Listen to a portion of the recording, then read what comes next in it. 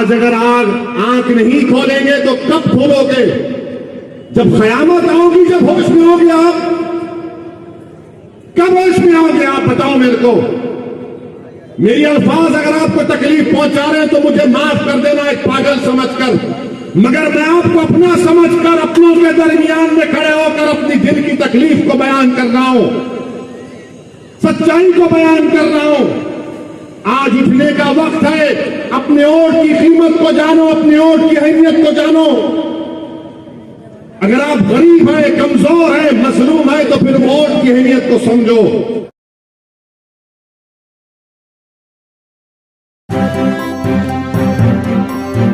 Media voice, आपकी आवाज। ये दिल्ली के मुख्यमंत्री की असली सोच है। ये दिल्ली का मुख्यमंत्री जरूर बन गया गलती से, मगर याद रखिए ये 2013 का नरेंद्र मोदी है। ये आगे चलकर नरेंद्र मोदी के रिकॉर्ड को तोड़ना चाहता है।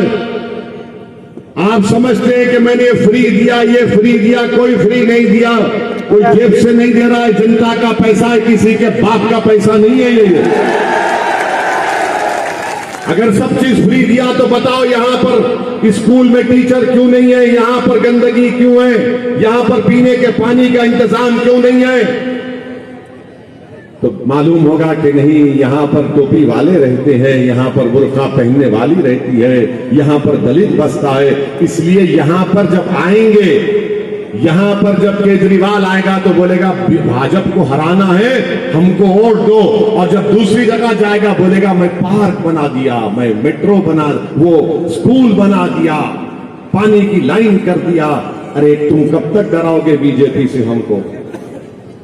अगर किसी ने बीजेपी को कभी वोट नहीं दिया तो वो हम हैं, अल्पसंख्यक समाज, मुसलमान। जिम्मेदारी के साथ कह रहा हूं, 2014 सुनिए, 2014 का लोकसभा का चुनाव हो, 2019 का लोकसभा का चुनाव हो, दिल्ली में एक बहुत बड़ी संस्था है, CSDS नाम है, उनका डेटा उठाकर देख लीजिए। आपने एग्रीमेंट कर लिया दिल्ली के मुख्यमंत्री ने मोदी के साथ कि बड़े भाई आप लोकसभा जीतिए, मैं असेंबली जीतता हूं।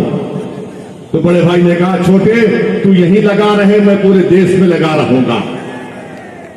आप बताइए मेरे अजीज दोस्तों और बुजुर्गों, आज आप देख रहे हैं कि यहां पर जो शख्स जिसको दिल्ली के मुख्यमंत्री की पार्टी जो मौजूदा कॉरपोरेटर साहब की तारीफ कर रहे हैं, उन्होंने क्या किया?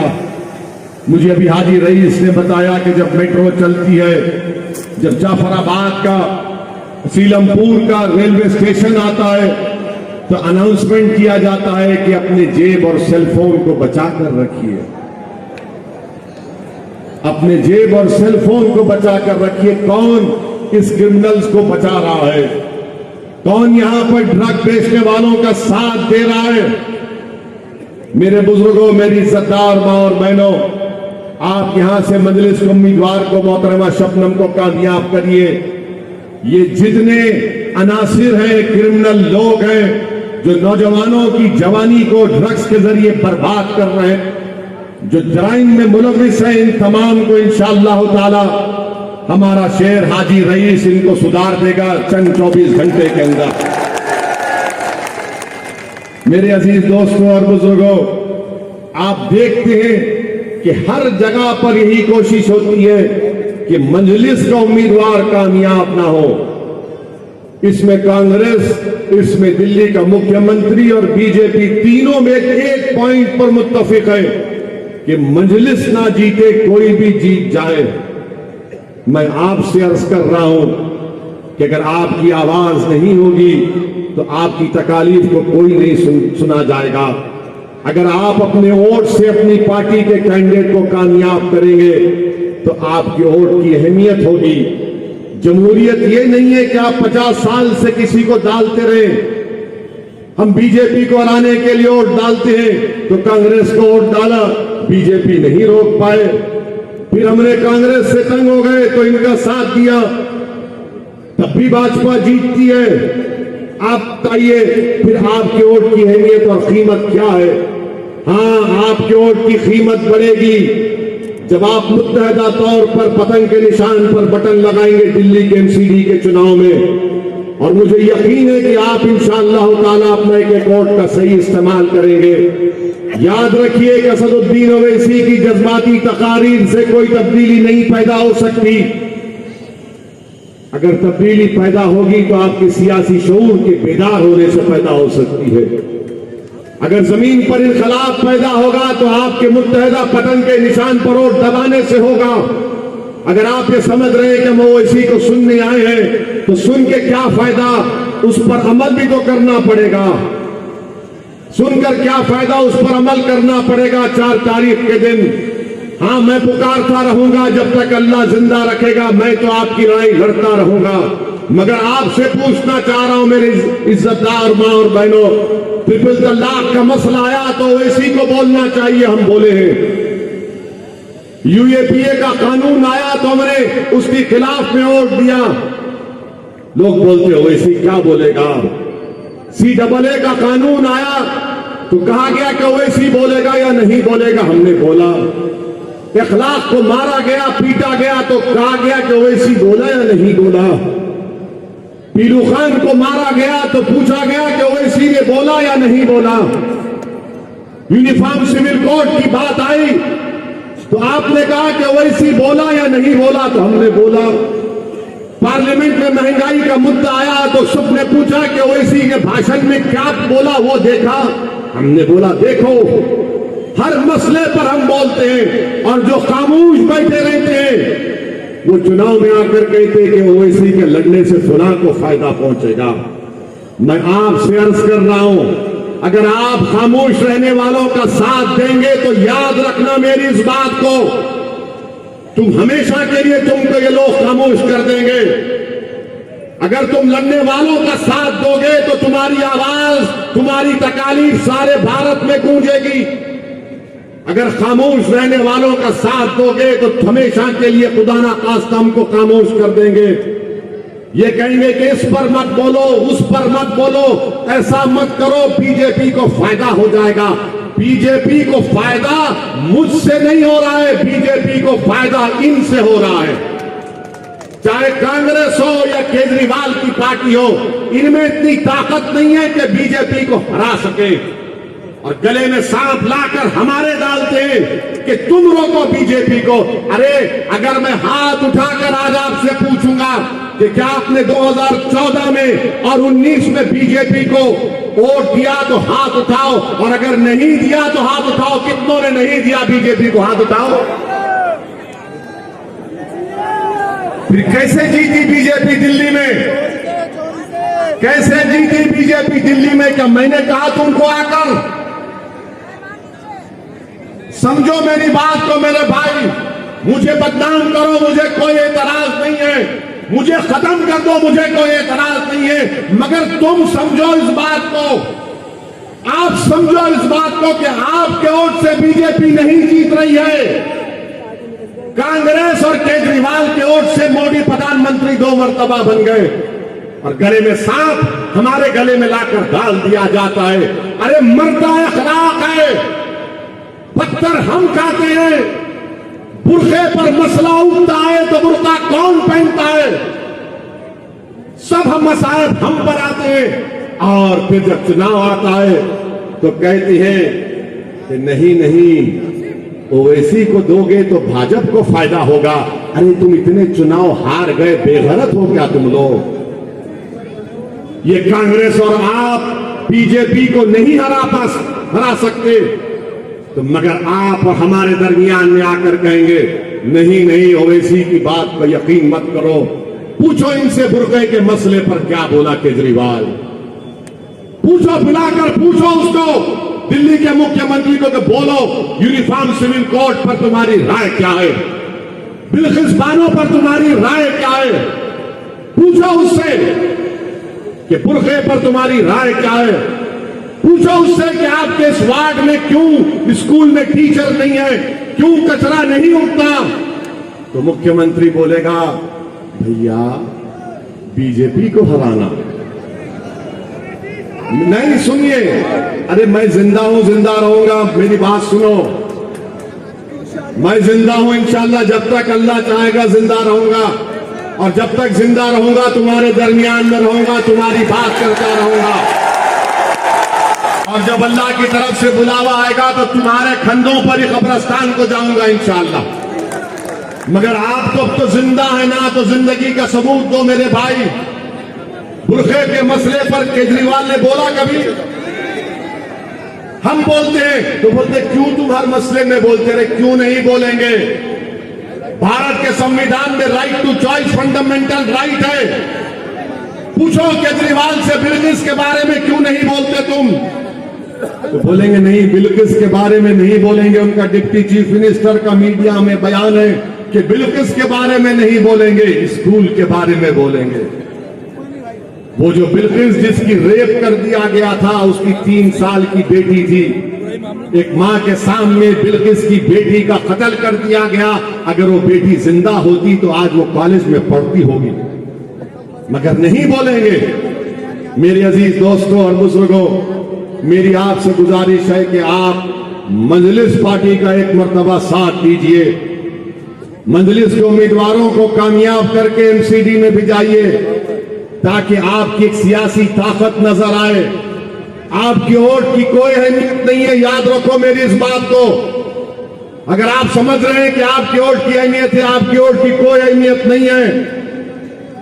अगर आप ये समझ रहे हैं कि कांग्रेस है, केजरीवाल है, कोई वोट की अहमियत नहीं है आपकी। ये दिल्ली का मुख्यमंत्री हमारे बच्चों के, छोटे मासूम बच्चों के हाथ में झाड़ू देना चाहता है। कांग्रेस इन मासूम बच्चों के हाथ को खाली रखना चाहती है, और बीजेपी हमसे हाथ नहीं मिलाना चाहती। बीजेपी हमसे हाथ नहीं मिलाना चाहती है। मेरे अजीज दोस्तों और बुजुर्गों, याद रखिए मेरी इस बात को कि आप ही को तलाश करना पड़ेगा अपने मर्ज का इलाज। आपने ये सोचा 50 साल से कि नहीं ये मेरे मर्ज की दवा है, ये मेरे मर्ज की दवा है। मर्ज बढ़ता गया, मर्ज बढ़ता गया, इतना बढ़ गया कि अब गरीबी की सतह के नीचे आप आ चुके हैं। इसका एक ही चीज, वाहिद वजह है कि आपकी सियासी आवाज नहीं है, आपकी सियासी ताकत नहीं है। हर कोई समाज का एक सियासी लीडर है, मगर अगर आप कहेंगे कि अल्पसंख्यक समाज को नहीं अपना लीडर बनाती, तो सब बोलेंगे, कांग्रेस बोलेगी, बीजेपी बोलेगी, आप बोलेगी। नहीं नहीं, इससे फिरका परस्ती बढ़ेगी। अच्छा, जो ठाकुर का लीडर होगा, जो ब्राह्मणों का लीडर होगा, जो बनियाओं का लीडर होगा, जो ओबीसी का लीडर होगा, यादवों का होगा। मगर अगर किसी का लीडर नहीं देखना चाहते तो आपका लीडर नहीं देखना चाहते। नहीं, मेरे आप सुनिए मेरी बात को। ओवैसी साहब करे, ओवैसी क्या करेगा? ओवैसी का हर मर्ज की दवा है। क्या मेरे पास जादू की छड़ी है? आपके पास है जादू की छड़ी, वो वोट है। अगर आप होश के साथ इस्तेमाल करेंगे तो आप देखना, आप एक मर्तबा मजलिस के कॉर्पोरेटरों को कामयाब करो। 4 तारीख को पोलिंग करो मजलिस के हक में। मैं लिख के दे रहा हूं आपको, चुनाव यहां से जीतो। हाजी रईस को जिताओ, उबैद को जिताओ, हमारी बहन को जिताओ। 1 महीने के अंदर जनवरी खत्म होने से पहले दिल्ली का मुख्यमंत्री इस चौरस्ते पर आकर बोलेगा कि भैया माफ कर दो, ओवैसी के बातों में मत आओ। आज क्या है इनका मिजाज? ना ना, ये मुल्ला जी कहां जाएंगे, बीजेपी के डर से हमको वोट देंगे। मैं आपको कह रहा हूं, दुनिया में अगर आए हैं तो रब्बे करीम के हुक्म से आए हैं। डरना किसी हुकूमत से नहीं है। कानून सबके लिए बराबर है। बाबा साहिब ने कानून बनाया। अगर वो कानून ओवैसी के लिए, वो कानून मोदी के लिए भी है। कानून अगर एक है तो मेरे लिए भी एक है, और दिल्ली के मुख्यमंत्री के लिए भी एक है। तुम ताकत में हो तो इसका यह मतलब नहीं हो कि मेरे हक को छीन लोगे। मेरी इज्जतदार मां और बहनों, इसीलिए आपसे अपील कर रहे हैं कि 4 तारीख के दिन अपने वोट का सही इस्तेमाल करिए। और हम हमारे दलित भाइयों को पैगाम देना चाह रहा हूं, हमारे ओबीसी भाइयों को पैगाम देना चाह रहा हूं। मोदी ने रिजर्वेशन दे दिया इकोनॉमिक वीकर सेक्शन के ग्राउंड पर। याद रखो मेरी इस बात को कि एक वक्त आएगा कि रिजर्वेशन को कास्ट के ऊपर खत्म करके इकोनॉमिक ग्राउंड्स पर तैयारी कर रही है बीजेपी देने के लिए। मेरे दलित भाइयों को पूछो, ये दिल्ली के मुख्यमंत्री से पूछो कि तुम अपनी राय क्या है इकोनॉमिक वीकर सेक्शन रिजर्वेशन के बारे में। पूछो, कांग्रेस से पूछो। अरे बाबा साहिब अंबेडकर के ताल्लुक से बड़ी बड़ी बातें करते हो, मगर अंबेडकर के ख्वाब को चूर कर दिए Narendra Modi economic weaker section के ग्राउंड पर रिजर्वेशन देकर। अगर मैं झूठ बोल रहा हूं तो उस जजमेंट के 2 जजेस के पैराग्राफ पढ़ लो। उन दोनों जजेस ने अपने जजमेंट में लिखा कि वो उम्मीद करते हैं कि भारत में कास्ट के ऊपर रिजर्वेशन खत्म कर दिया जाएगा। ना दिल्ली का मुख्यमंत्री बोलता है, ना प्रधानमंत्री बोलते हैं, ना कांग्रेस बोलती है। मेरी अजीज दोस्तों और बुजुर्गों, इसीलिए इन तमाम चीजों पर आपको गौर और फिक्र करके अपने वोट का इस्तेमाल करना है। बड़ी बातें बहुत से लोग करते हैं, यकीनन बीजेपी को हराइए। अरे बीजेपी के खिलाफ हम ही तो वोट दे रहे दिल्ली के मुख्यमंत्री, क्योंकि हमने भाजपा के खिलाफ वोट दिया। हमारे बच्चे जेल में हैं। क्या खालिद सैफी जेल में नहीं है? क्या खालिद सैफी की बीवी रोते हुए वीडियो नहीं जारी की कि मेरा पति बीमार है, जेल में, उसका इलाज नहीं हो रहा, मर जाएगा? क्या आपकी आंख खोलने के लिए काफी नहीं है कि खालिद जेल में है, उसकी पत्नी वीडियो जारी करती है इलाज के लिए, और ये दिल्ली के मुख्यमंत्री का एक मंत्री जेल में है तो उसके पैरों को तेल लगाया जा रहा है। ये तुम्हारी जिंदगी है, ये हमारी इज्जत है कि बीवी पुकार रही है अपने पति के लिए। उससे बड़ा इल्जाम दिल्ली के मुख्यमंत्री के मंत्री के ऊपर है, ईडी का केस है उसके ऊपर, मगर उसको जेल में तेल लगाया जा रहा। और खालिद को जेल में ले जाने से पहले लाठियों से मारा गया था। आप आज अगर आंख नहीं खोलेंगे तो कब खोलोगे? जब कयामत आओगी, जब होश में होगे आप? कब होश में आओगे आप? बताओ मेरे को। मेरी अल्फाज अगर आपको तकलीफ पहुंचा रहे हैं तो मुझे माफ कर देना एक पागल समझकर, मगर मैं आपको अपना समझकर अपनों के दरमियान में खड़े होकर अपनी दिल की तकलीफ को बयान कर रहा हूं, सच्चाई को बयान कर रहा हूं। आज उठने का वक्त है। अपने वोट की कीमत को जानो, अपने वोट की अहमियत को जानो। अगर आप गरीब हैं, कमजोर हैं, मसलूम हैं, तो फिर वोट की अहमियत को समझो। आपको वोट को इस्तेमाल करना पड़ेगा अच्छी तरीके से। और 4 दिसंबर के दिन अपना एक वोट पतंग के निशान पर लगाइए। कामयाब करिए हाजी रईस को बल्ली मारान से, ओखला से, जहां जहां मजलिस के कैंडिडेट खड़े हैं। और उस पर भी मीडिया हमसे सवाल करता, जो छोटे रिचार्ज के चार्ज के ऊपर है, सुन लो मीडिया वाले, जो छोटे रिचार्ज के चार्ज पर काम करते हैं, तुम आकर हमसे सवाल करते हो कि आप 16 सीट खड़ा किए तो भाजपा को फायदा पहुंचेगा। अरे मीडिया वालों, कितनी मलाई खाओगे तुम छोटे रिचार्ज की? कितनी मलाई खाओगे छोटे रिचार्ज की? 250 एमसीडी की सीटें हैं, 16 हम लड़ रहे हैं, बाकी पे बोलो जीत जाओ, ये 16 छोड़ दो। तो बोलेंगे नहीं, ओवैसी की पार्टी का एक भी नहीं जीतना चाहिए। मेरी इज्जतदार मां और बहनों, मेरे बुजुर्गों, मेरी आपसे अपील है कि ये लड़ाई हमको और आपको मिलकर लड़ना है। ये रास्ता आसान नहीं है, कठिन है, मगर मंजिल को पा सकते अगर जिसके पास हौसला और अज़म होगा, जिसके पास जिद होगी, जिसके पास एक धड़कता हुआ दिल होगा, जो इंसान है, जो देखेगा तकलीफ को देखकर उसकी आंख में आंसू पैदा होते हैं, वो जरूर मुझे यकीन है कि मंजिल को वोट देगा। हाँ, अगर कोई होगा जो ड्रग्स को बढ़ाना चाहता है, जो गुंडागर्दी को बढ़ाना चाहता है, तो वो जाएगा दिल्ली के मुख्यमंत्री के ताईदी उम्मीदवार के लिए। मगर अगर कोई शराफत चाहता है, तरक्की चाहता है, अमन चाहता है, विकास चाहता है, तो हाजी रईस का साथ देगा, मजलिस का साथ देगा।